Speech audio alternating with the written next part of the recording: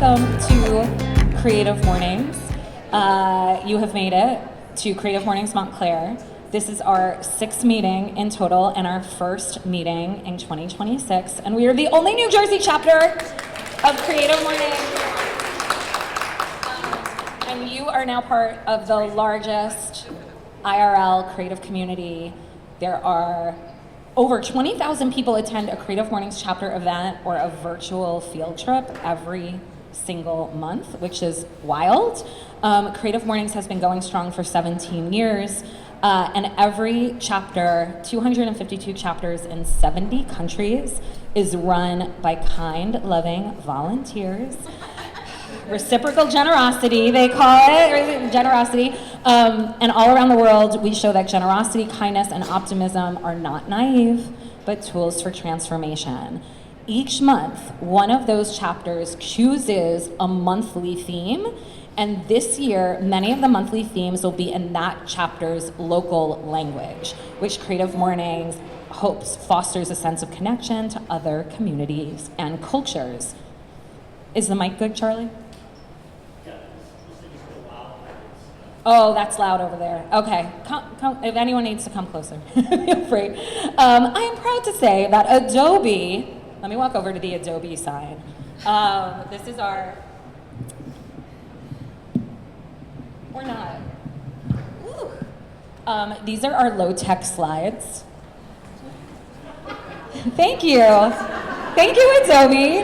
Listen, one of my words for the year is analog, and I'm just like, right? Like, so yeah, these are our slides. Let's freaking do it. So I'm proud to say that Adobe recognizes the impact that this community is having on the creative ecosystem. So just like Creative Mornings, Adobe believes community is everything. They are Creative Mornings' global partner, and they're here to support you and champion creativity around the world. So with their help, we're excited to bring you new resources and virtual field trips to spark new ideas in 2026. Plus, they have a creative apprenticeship program that offers mentorship, real-world projects, and job opportunities. So wherever you are in your journey, Adobe is cheering you on with the tools and inspiration you need. I promise this is the only commercial you will hear during this Creative Mornings meeting. And we'll share those links to all the Adobe programs, which are just like really cool, and often free and low cost. So we'll follow that up in our follow-up email, but let's give Adobe a big round of applause. Adobe, thank you, Adobe. I have to send them this picture of me pointing to the sign and everyone clapping. Okay, on the local level, we need to share our chapter-specific sponsors. These are all of our local sponsors right here. If you scan this code, it'll bring you to the event page today and you could get to all the links for our sponsors. But we need to give it up for Lackawanna Station, which is our forever home. Like, amazing getting to use this space here. Boozy's Wine Bar and Coffee provided our coffee for today. So let's give it up to Boozy's. Thank you, Boozy's. So appreciative. And Burgers, Donuts, Potatoes are where you get those fantastic donuts. They are $1. $1. It's 2026. If you work here like I do, it is very dangerous. So Cinnamon Donuts call my name from like the rec room down the hallway. But just remember the $1 donuts, especially when your kid is like just bring, there's so good. So let's give it up to Burgers, Donuts, Potatoes, donuts. Thank you.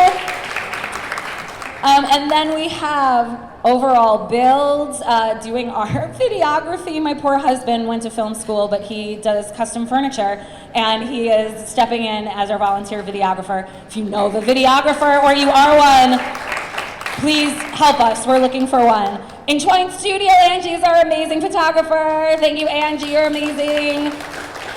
Matt of Higher Ed Staff, Hope Collective is one of our core volunteers, and they're our sponsors. They're amazing. And then Rec Room, which is right around the corner. I run Rec Room. It's a new co-working and community space. We're here for your spot to get some work done and also find your people, events, space rentals, all of that. Hi, Mary Kate! And give a shout out for Rec Room and Mary Kate. Yay! So before we dive in for our theme and our speaker, I would like to ask our long-term core volunteer, Ava, I'm springing this on you, Ava, to come up and read the Creative Morning Manifesto. I have it for you right here, which we now do at the start of every meeting.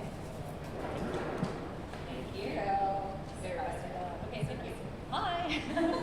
Okay, so our manifesto. Everyone is creative. A creative life requires bravery and action, honesty, and hard work. We are here to support you, celebrate with you, and encourage you to make the things you love. We believe in the power of community. We believe in giving a damn. We believe in face-to-face connections, in learning from others, in hugs and high fives. We bring together people who are driven by passion and purpose, confident that they will inspire one another and inspire change in neighborhoods and cities around the world. Everyone is welcome. Thank you, Ava. And Ava is our graphic designer. And you'll see the manifesto postcard on every table. We printed so many 6 months ago, and the ones that are on the table are what's left. We encourage you to take them home. And Ava designed them. You could just know that, like, so. Thank you.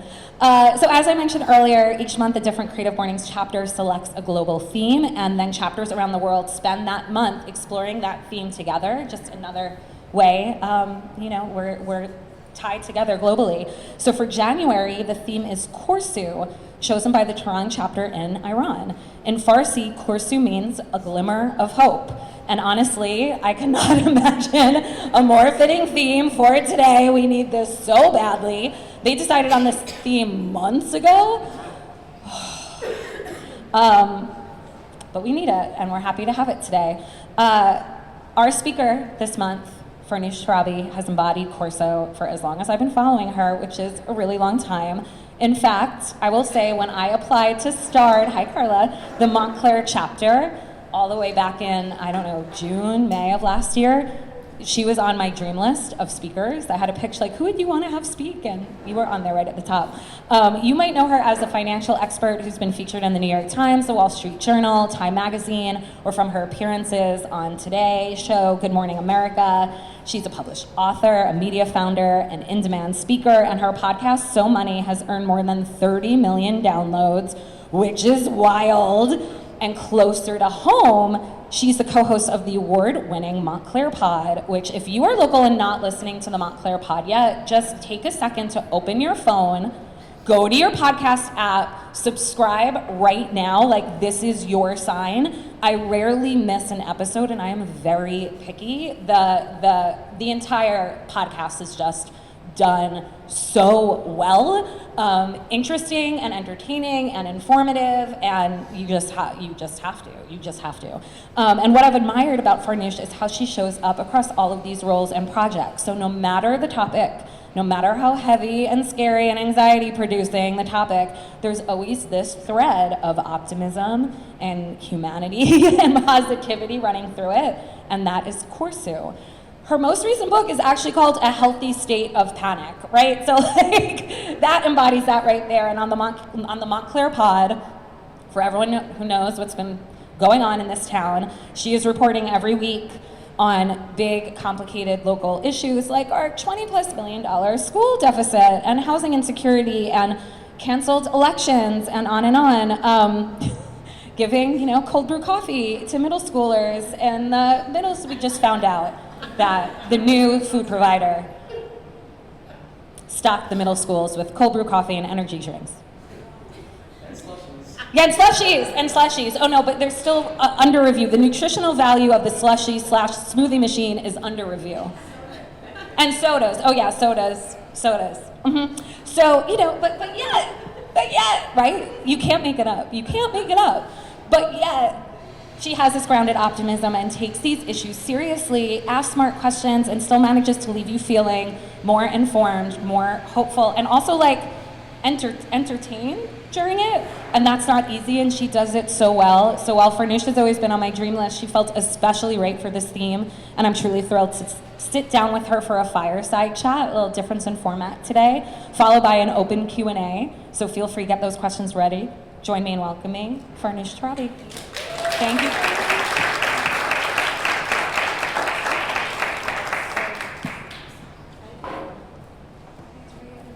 It's all true.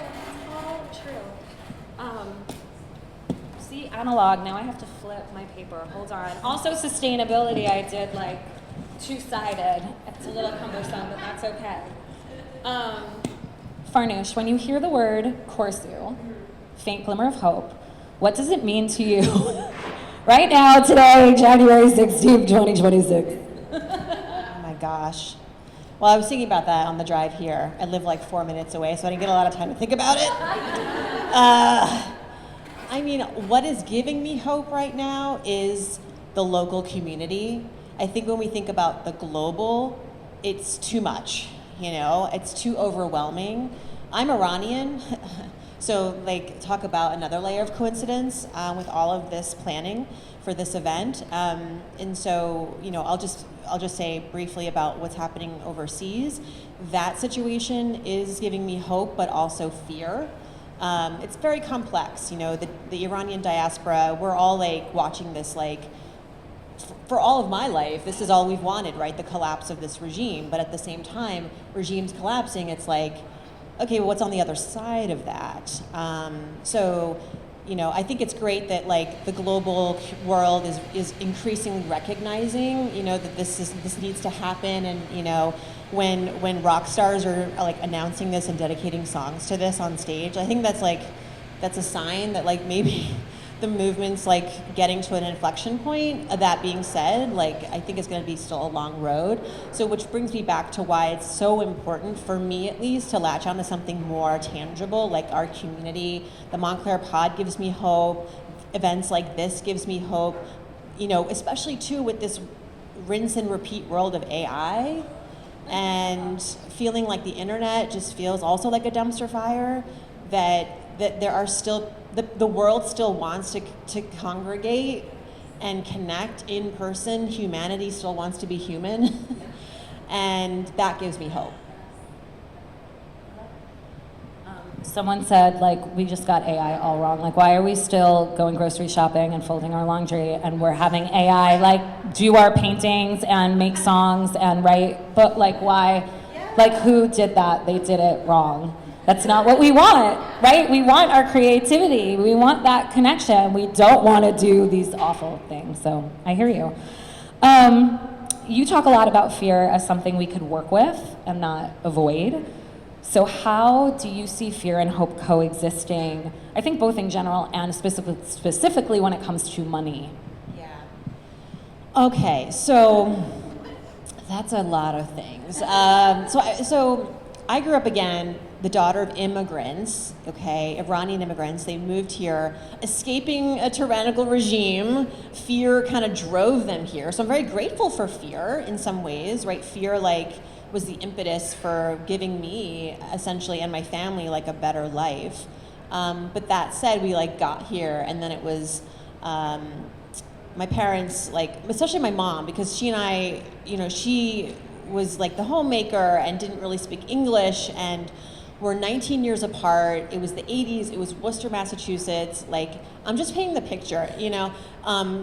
Missing children on the backs of milk cartons, you know, like 5 o'clock news, a lot of fear mongering. And so I was the recipient of a lot of her being like, don't do this, you can't do that, don't talk to strangers. Like, it was, but like at like a death, like at level 5. And so I grew up, I was like the poster child for fear. Like, to the point where, I mean, I write about it in the book, like, I was so afraid of being abandoned. I was afraid of getting lost. I was afraid of eating someone else's cookie at school and like getting poisoned and dying. Like, it was just a lot of things.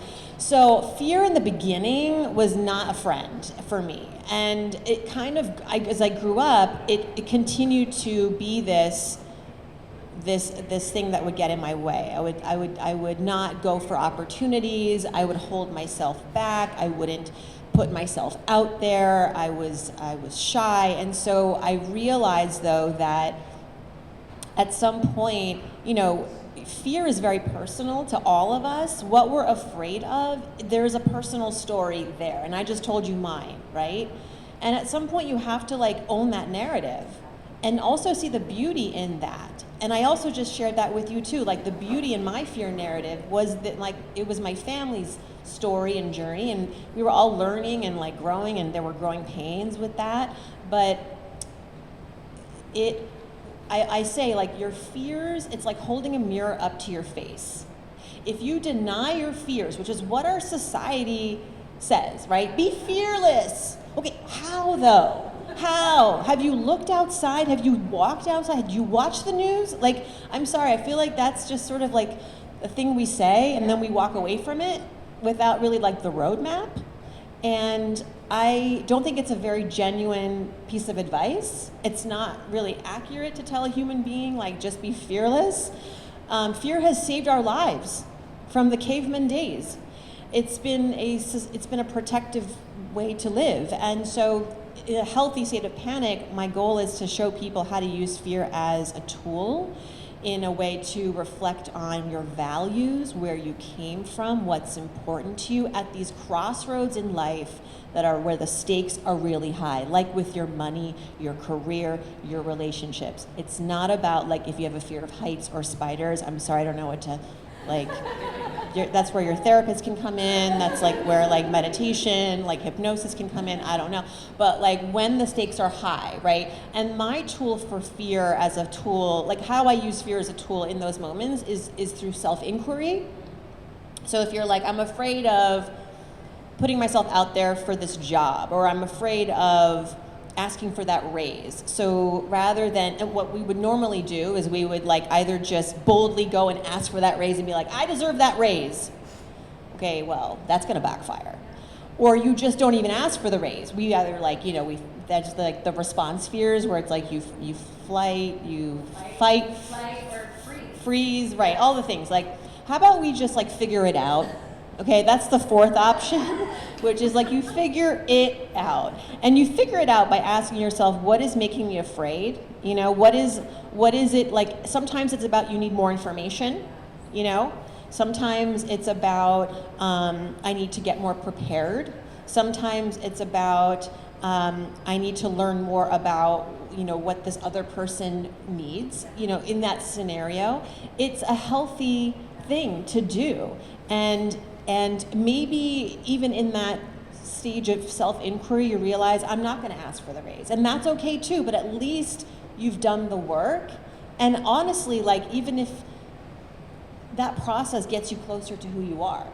And that's at the end of the day what the book's about. It's like, that's what we want, right? We just want to get closer to, like, understanding who we are and what our values are. Because, like, at the end of the day, that's what matters most. Using fear as like a guidepost, kind of, right? As like a way to just point you exactly to what needs to be worked on or looked at.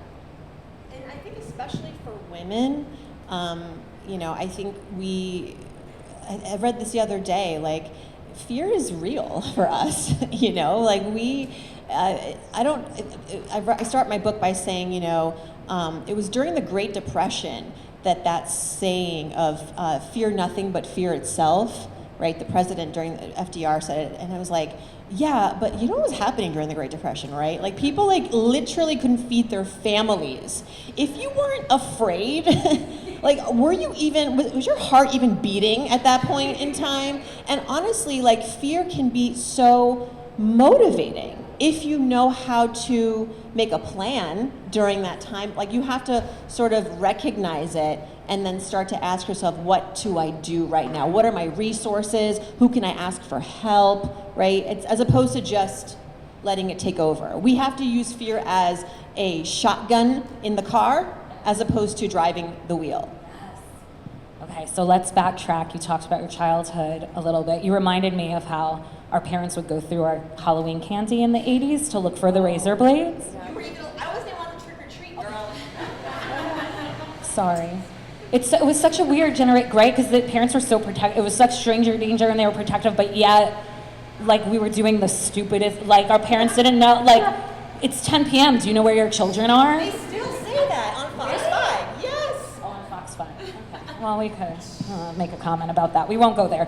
But it's all different. Tell us how a 22-year-old with $30,000 in debt becomes a leading financial expert, because I know there is hope and fear and planning in there too. You cannot be a financial journalist and have debt. I mean, you can, but wait, I mean, if anyone finds out, they make movies about you. No, but truthfully, who doesn't have debt, right, at some point? But this was, again, I remember in college, my mom dropped me off at Penn State, and there were 2 moments in college. One was when she dropped me off and she was like, if you ever get into any debt, like, we will not be here to help you. Bye. And then another point, she called me one time and she was like, you know, you like gossip about your cousins and stuff, and she was like, oh my God, you'll never believe it. Your cousin Al, he racked up like $40,000 or it was like $80,000 in credit card debt. I was like, how? She's like, I don't even know, but my sister bailed him out. And I just want to let you know that if that ever happens to you, we will never. And I was like, yeah, sure. And I, had like $5,000 in credit card debt at the time. And I was like, oh shit, okay. So I promptly got some jobs, but I was in school and it was not gonna cut it. And so I had that when I graduated, it was like lingering. I thought I was just paying the minimums, like minimum, like treadmill to nowhere. And graduated, and then I didn't have any undergraduate debt, fortunately. I went to a state school, and that was probably the best thing I ever did for my financial life. And still, if you have the opportunity, I tell this to all, like, if you cannot afford college and you get into like, a New Jersey state school, like, go there. Then I went to graduate school, and that's where I took on some student loan debt. So student loan debt plus credit card debt from college. And again, my mother's voice, the fear of my mother, right? The voice. So I was making $18 an hour, my first job out of graduate school, before taxes, and I was only paying $500 a month in rent though. But caveat, I was living with a married couple. Yeah, you do what you gotta do. With all that comes with it, and the fights and the makeups, and I got a lot of side gigs. I side gigged my way out of that debt. I bird sat. I wrote freelance articles. I would also not hang out on the weekends in New York City because that is a land of temptation. I would take the Greyhound back up to Massachusetts. It was like a $42 ticket, and then I would just be home, and then I would take, I would fill up, like plastic bags full of like toilet paper and clementines and bring it back with me on the Greyhound, and that was how I made do. And I did that for as long as I could, and then I got a real jobby job, which then it was $42,000 a year. Then I had a 401k and all of the things and the whole shebang, and I felt like, okay, I'm an adult now. But I still had to do the side hustles in New York, and this was like the age where the internet was starting to really like be a thing, and you could actually find jobs outside of work. But I was strategic about it in the sense that I was like, okay, I'm a journalist. I don't want to keep bird sitting. I want to like actually do stuff in my wheelhouse because I feel like I want to build my portfolio. My job that I had at the time, my full-time job, was in news at a TV station called New York One. Anyone? Yeah. And I was doing a lot of great reporting there. I was covering the business landscape, the economy of New York City for television. A lot of stories I was leaving on the cutting room floor. And I was like, that's a waste. So I pitched those stories to like AM New York, New York Post, Daily News. I was freelancing for newspapers. It wasn't a conflict. I got permission to do that from my bosses at the station. So I was like diversifying my media portfolio, if you will. And those articles then later became the basis of a book that I was able to sell and ultimately the beginnings of what I'm doing today, which is like this multimedia business. So my advice is like, as you're thinking about side hustles and stuff, look, if you gotta drive Uber, you gotta drive Uber. But if you're trying to build like a business or like you're thinking long term, how can I leverage these side hustles for other opportunities? Think about sort of tangential things that you can do that make money, but also could later come to serve you in your career. It's wild to me that you could go to grad school and then, your first job out of grad school is $42,000, and it feels like so much money. And I know, it was in early aughts or whatever. Like I know it was. It was 2000 and more money? This was all over email. I was like, is there a chance to make more? She's like, nope. I was like, okay. When do I start? At least I asked. You gotta start, you gotta flex the muscle, as I say. You might get rejected, but you gotta, and at that job, I probably asked to make more 2 or 3 times. I was doing so many jobs. I was doing beyond what I was hired to do. And they kept saying things like, you gotta pay your dues. And I was like, pay my dues? What does that even mean? I'm doing literally 3 jobs. Like I'm saving you money. And I think, but that's important information that they were giving me. I was like, thank you for that information. And I went and found another job. And and before I did though, I went to HR and I asked for my salary range, which is a great tip. Where if you work at a company medium to large size, not really a startup, they don't have like that probably on record, but typically a medium, like 50 employees or more, the HR will usually have for each position a salary range. So, you know, for my producer job, they had budgeted, say, I think it was like $42,000, all the way up to $90,000. Okay, and I had been there about 2.5 years, and I was still only making like $44,000 or $45,000. Which, you know, maybe I was like, well, you expect me to be here for like 60 more years until I make that 90,000 at this like little tick up, and so.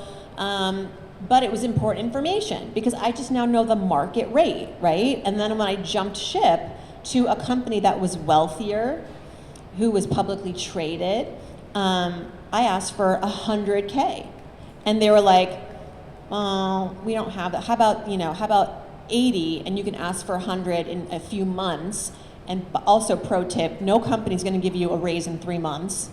Okay, so I was like, how about we split the difference and I won't bother you in 3 months?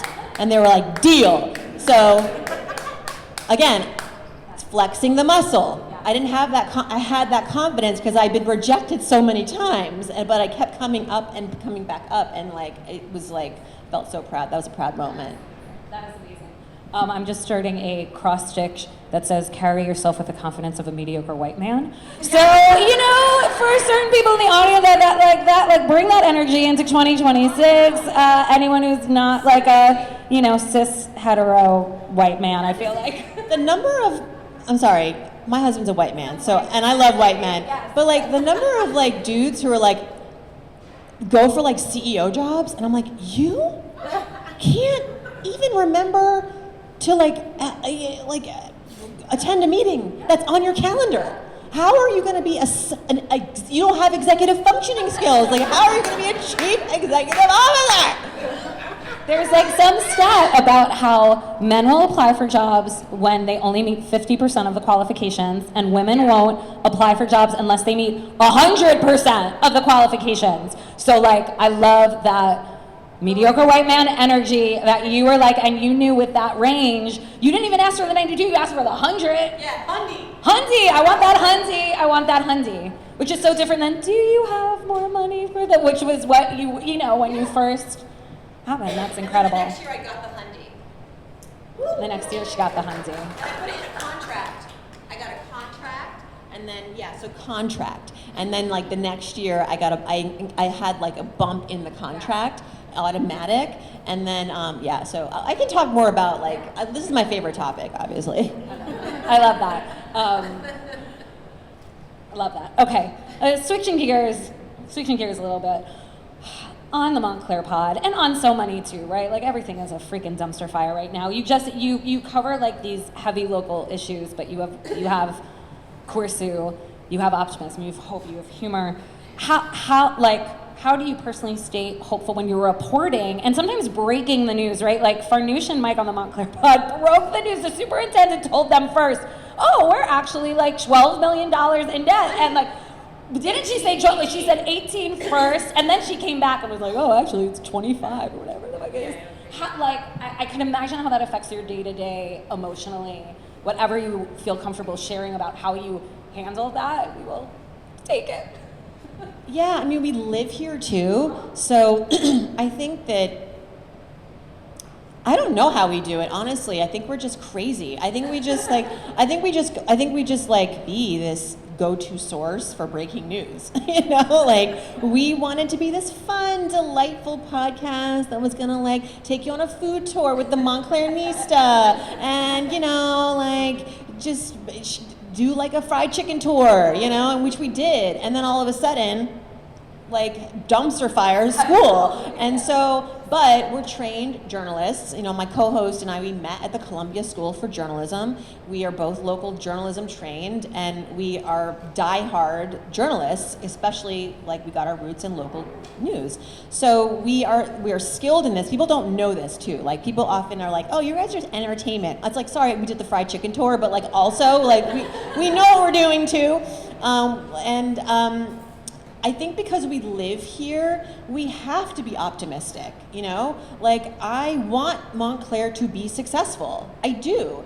And maybe that's a bias, because if I didn't live here, I would just be like, whatever, this town, this crazy town, like, whatever, you know, just report on it and walk away and, like, light a fire and walk away. But, like, I want to be here to clean it up, too, you know? And maybe that makes me not a full, like, unbiased journalist here. So, but I'm okay with that. You know, I'm okay with that. I'm not here to like win a Pulitzer. I'm here to report on the facts, but also bring the humanity and tell you this as a neighbor. You know, that's in our mission statement on the website. We are here to tell you this story as though we are having coffee. We're at the bus stop. We're at a, you know, like we're in it with you. And at the same time, we have a promise to just report on the facts as well. At the same time, you know, we want the town to succeed. And I don't think every journalist cares for like success. They want to like be the ones to break the news. And there are times where we have had the opportunity to break news, and we've passed on it because we're like, you know what? It's not our place to break this story right now. We are not, because again, it's like a big responsibility, and we have other businesses that we're running. And we're not full time on this yet, although we'd like to. We're working on that eventually. Like Montclair Pod would be great to like also bring this to other towns and make this like because they've reached out, like Maplewood's reached out, and you know, but like, how do we do this in Maplewood? It's like, just do it. Don't wait for us to teach you. Just do it, Maplewood. You're creative. You can figure this out. Yeah, so much. And we actually have a lot of listeners. You'd be surprised to hear that when you look at the listener breakdown, I see the data, 40% Montclair, 60% outside Montclair. We call them the Montclair Curious. The Montclair Curious, 10% New York City, and then then the other 50%, Jersey City, Verona, East Orange. Whatever it is, you know, we have great restaurants. I don't know what, you know, they want the fried chicken tour, but also I think that the school stuff, you're hearing about Hackensack, right? They surprise $15 million hole in their school budget. I was reading that article and I was like, it's like you could just take the word Hackensack out and replace it for Montclair and 15 instead of 20, and it's the same exact story. And so, what was your question? Yeah, I mean, I because I have to. It's for my own, my livelihood depends on it. I have to. I think that it is a human, you have to, or else like you can't get up out of bed every morning. Yeah, I'm paying the taxes here. I got to get an ROI. Right. 1,000,000%. Okay, before I turn the mic over to all of you, just last question for you, Farnoosh. We are all so depleted. We are all so... You are? What the heck? This is not enough. We should be like... Not for me right now. We are so jazzed right now, but just in general. No one has bandwidth. No one has energy. No one has time. We're all, yes, Angie gets me. She's like, yes.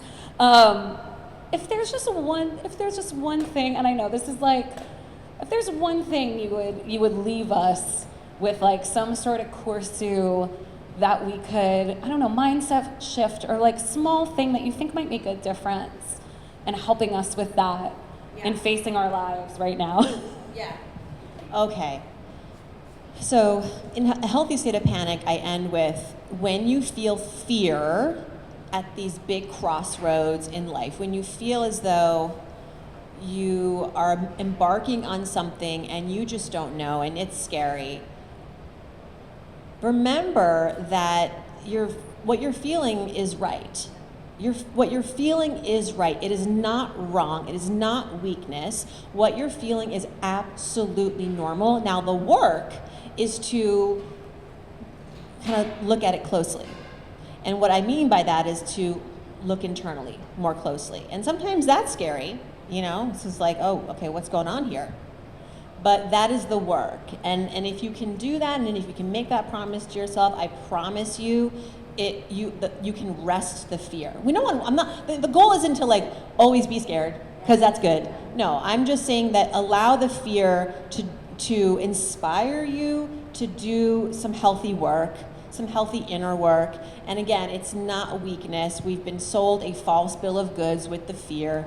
Especially in entrepreneurship world where it's just like, go do the thing, and be blind with the fear. It's like, no. Let's be gentle with the fear and trust that it's there to guide us. And it's worked for me. Who's it? Robbie, who's the comedian that's really hot right now? Robbie Hoffman. Robbie Hoffman. I feel like we're meant to be best friends. And I was scrolling, and she literally said these. She took it out of my mouth. She was like, "Fear is my best friend." She's like, "How can you tell me not to be afraid? This is fear is the thing.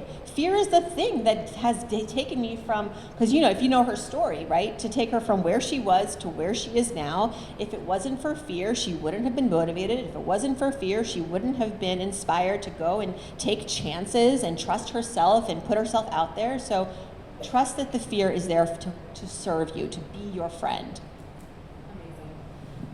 Let's open this up to Q&A.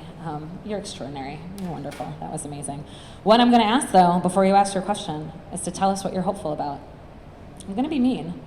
But it's just going to be a small thing. You already hopefully wrote it on your name tag. Ooh, some of you. But just tell us what you're hopeful about, Heather. Let's see if the mic will stretch. Yes.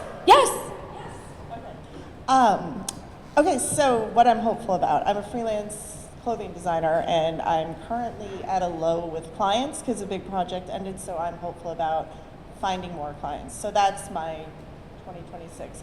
And I guess I wanted to ask you briefly about fear in the face of rejection. When you're doing well and all of a sudden people knock you down. I'm part of a WhatsApp group about the schools, and there was a day when all of a sudden a bunch of people were calling out your podcast, and they were angry. I actually defended it because I love your podcast, and I was like, no, I love the podcast is great. And then you jumped in there, and I was like, how do you deal with something like that when you have just a bunch of people kind of coming at? How do you pick yourself back up when you've been knocked down like that, even though you're experiencing success? Because that's really hard.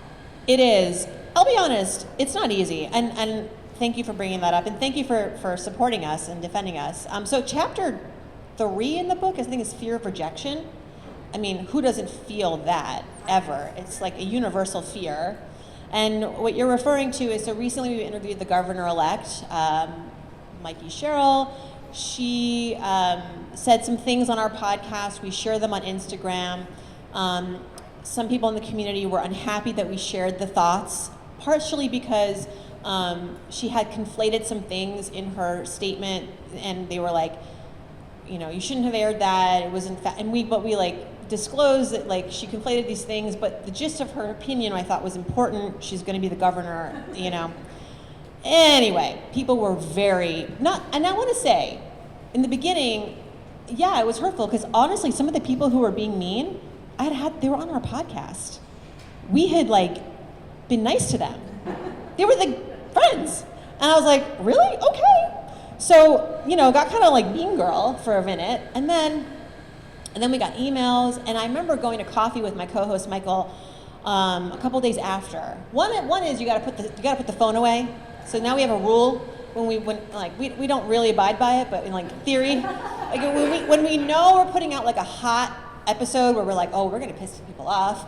We don't intend to, but like if we know there's gonna be some like, you know, we just like, okay, we're gonna try to like take a break from the social media. So that's one thing. But I remember going a couple days after, it was a really rough week, and we went to coffee, and really like the last note we got was this email. I got this email Friday morning. We run the show on Thursdays. It was a Friday morning email, and it was a neighbor. I never met this neighbor. And at first she writes and she's like, love the pod, you guys are great, amazing. However, I gotta say, I feel like that social media post that you put up about Mikey Sherrill, you guys really compromised your journalistic integrity. You went for clicks instead of journalistic integrity. Sincerely, your neighbor, and who is a fellow journalist at the Wall Street Journal, but you know, whatever. And I was like, and she was like, you really gave these people in town the ammunition, you know, it's like, because the town is so broken right now again around this vote, it's just like really bad. And it was really clear your opinion on the vote. And we're like, really? I don't know, we've interviewed everybody on this vote, like, I don't know, but okay. So we went to breakfast, and I was like, what do we write back? I want to like recognize everybody. I want to like, you know, and honestly, gratitude. One, because we're getting out there. People are listening. And feedback is feedback. And we could get in it with her. We could be like, oh, but you know this, and oh, but we said that, and you don't understand this. But I wrote back to her and I said, thank you for your comment. I was like very sincere. I wasn't like, you know, back like passive aggressive. I was like, dear so-and-so, thank you so much. First of all, like, thank you so much for being kind and complimentary. Thank you for listening. We totally hear what you're saying. We will take it into consideration. And I live up the street if you ever want to come over for coffee. Taking the fucking high road. Sorry. But like, my point in all of this is like rejection hurts. Like you go through it evolves in you. Like at first, you got to give it time, you know. But I think that when you fear how to deal with it, you have to sort of put yourself in. You have to remember, like, it's not you, it's them. Sometimes I've always felt like it's hard too. Like, okay, it's not so much what it's saying about me. It's what is it saying about them. You cannot change people. But what can you do to sort of still feel good at the end of the day? Sometimes rejection is not about you, it's about how these people are feeling about the situation. And honestly, not everyone's gonna like you. And that's okay. You're not, like, you weren't put on this planet to become friends with everybody. And go to where you will be loved. You will, like, find your people, you know? That's it. Like, I would love for everyone in Montclair to love us, but honestly, we would not be doing our job if everybody was like high-fiving us. And actually the other day, someone wrote, we did a piece on the magnet school and the history of the magnet school. And someone DM'd us and said, you know, you didn't interview this one person that I think you should have interviewed. And that was a shame. And why are you interviewing white people when you're talking about racism in Montclair? By the way, we interviewed one white person and everybody else was a person of color. And this one white person was like on the planning committee for the magnet system, has been in the school district for 50 years. I was like, okay, I hear you, and like, this is an ongoing coverage. So I said, you know, I appreciate this one person you brought to my attention. I will look into this person. And she goes, wow, you have a really thick skin. I said, yeah, I have to if I'm going to be reporting on this town. She goes, wow, because I don't have a thick skin. And I thought to myself, for someone who's going to reject, who's going to be so like critical, people like that don't have thick skin? They're not ready to receive? Oh, okay. Interesting, they're hiding behind. So that's the other thing I've also learned about, especially the internet where you get those comments, is for as many negative comments as you get, for every one negative comment you get, there's 100 people that loved your content, but they didn't respond because that's human nature. We did this story on the Montclair pod. Negative feedback is more, as humans, we're more likely to give negative feedback than positive feedback, right? Because like imagine, even if you go to a restaurant and you didn't like the meal or you had bad service, you're more likely to bring that to the attention of the restaurant than like, I mean, how many great meals have you had you never told the restaurant, the chef, anybody, right? Or a friend, like that's human nature. So just remember that. I had to learn that very early on as I was writing on the internet as my job. A boss pulled me aside and he was like, I know that these comments sting, but there's probably a million people who like were neutral or loved your article and just didn't say anything. So that's also important context. Yeah, so I hope that's helpful.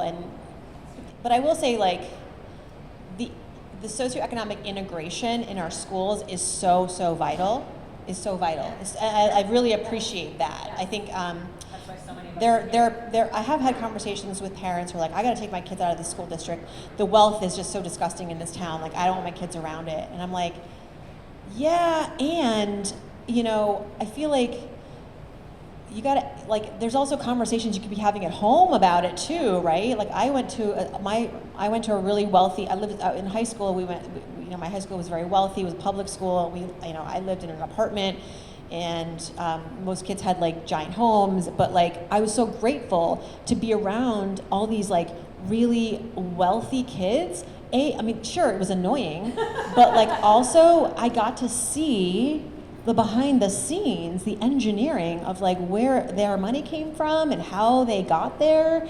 And in some cases, yeah, of course, generational wealth, which I would never have been able to replicate, but it was also like, oh, they went to this school and then they got that job and then they invested this money. And like, so it really kind of like gave me like just maybe like an aspiration that I wouldn't have otherwise acquired. And there are studies that show, like we just did an episode with a policy expert on housing and integration and for schools specifically. And he's like, you may think that just giving like a quote unquote poor school more money is better than just integrating schools socioeconomic wise. It's not. Montclair is actually doing it right, and we gotta keep it this way. We gotta keep the buses, because as painful as it is maybe to wake your kid up at 6:30 in the morning to go uptown or downtown, or like as expensive as we think it is, and by the way, it's not as a percentage of our overall budget, it's worth it. It is worth it. It's not to say like go to your neighborhood school and just give Nishuane $10 million more and just go to Nishuane. No. We got to get the kids from the South End to go to Up End and back and forth, because that ultimately, we do have an achievement gap, but it's going to get worse, actually, he says, at least from what the historical data shows. Listen to the Montclair Pod. Open wherever you love to get your podcast. Open, subscribe. Farnoosh, thank you. Sorry for the speaking French earlier. I forgot there was a little. Oh. I was like, I think it's okay. No, I think you're okay. Montclair Pod, A Healthy State of Panic. Just go subscribe to Montclair Pod right now. Our producer.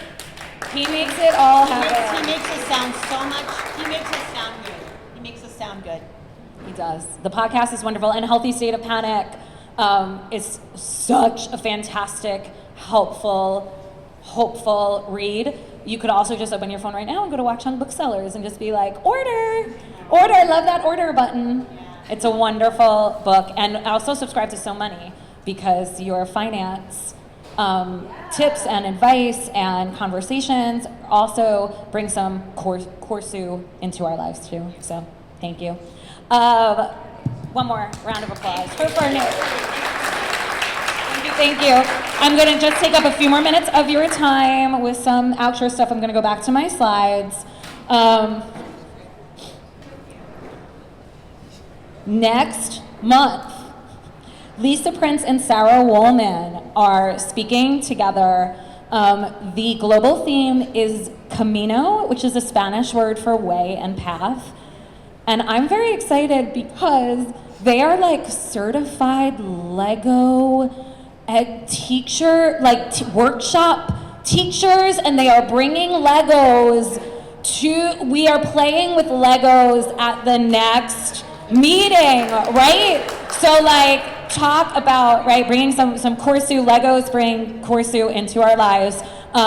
We are back at it says 9:30 to 11 right now, and FYI that we are going to be moving our meetings to an 8:30 doors, 9 o'clock speaker, 10 o'clock wrap up. So feel free to also, while you have your phones out, subscribing to the Montclair Pod and ordering A Healthy State of Panic from Watching Booksellers, the third Friday of every month, we will be here for Creative Mornings for all of 2026. And so right now, next month's meeting is scheduled for the same time as this one, 9 o'clock to 10:30. But if the speakers could do early, we're going to do early. And we hope that that helps with scheduling in terms of work stuff. And if you scan here, you'll be able to RSVP. I'm also putting all these links in the follow-up email that we have. But like, also, Matt, our amazing volunteer, put us on TikTok and LinkedIn and WhatsApp, and we've been on Instagram, and so make sure you also scan here. You'll go to our About page with all of the links to all the places. We really want to connect in between meetings, and we're going to start doing events too. Once I circle up with my core volunteer team, we already have something kind of like a crafty, fun thing in the works, I think, for February, before our February meeting. So make sure you're connected. Another big shout out to our local partners and our volunteers, Angie and Ava and Luke and Matt and Caesar and Georgia here at Lackawanna. Let's give everyone a big round of applause.